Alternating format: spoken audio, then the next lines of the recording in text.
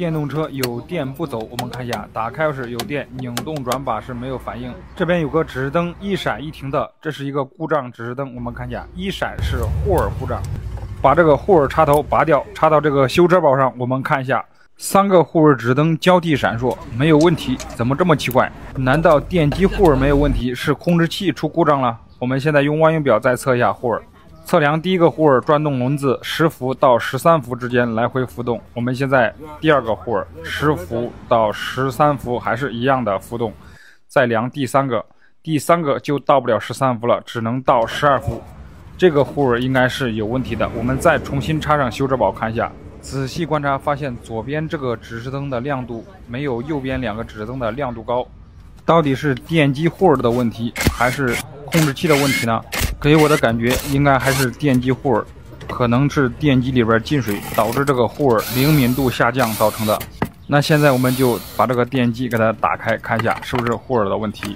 不过呢，如果我们不拆电机，直接给它更换一个控制器，应该车子也是正常能行驶的。因为现在的控制器呢，不管电机的护耳有没有损坏，都能让这个电机正常运转。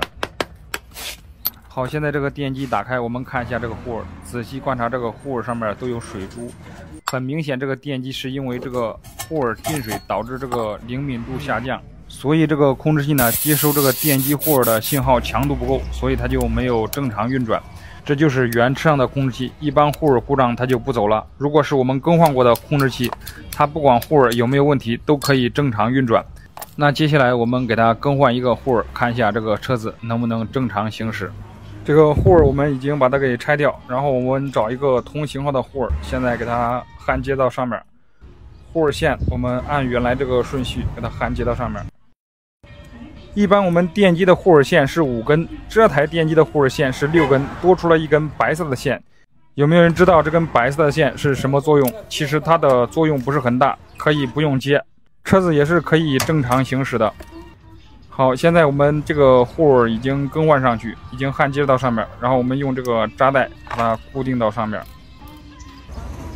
这个扎带固定好，我们把多余的扎带给它剪掉，然后我们现在清理一下，把这个电机给它装回去。我们看一下这个电机能不能正常运转。这个盖子上呢，把它打上密封胶，做一个防水。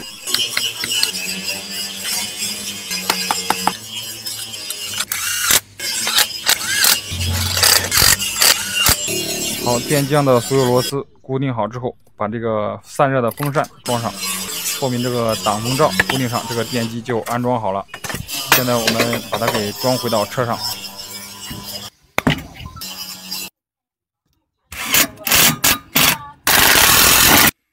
这个电机固定好之后呢，我们再用这个修车宝看一下这个电机的护耳，3个护耳指示灯已经恢复正常。我们现在打开钥匙，这个故障指示灯也已经不亮了，拧动转把，这个车子轮子已经转起来了，行驶起来也没有问题了。那么大家知道这个护耳线多出来的一根白色的线是起什么作用吗？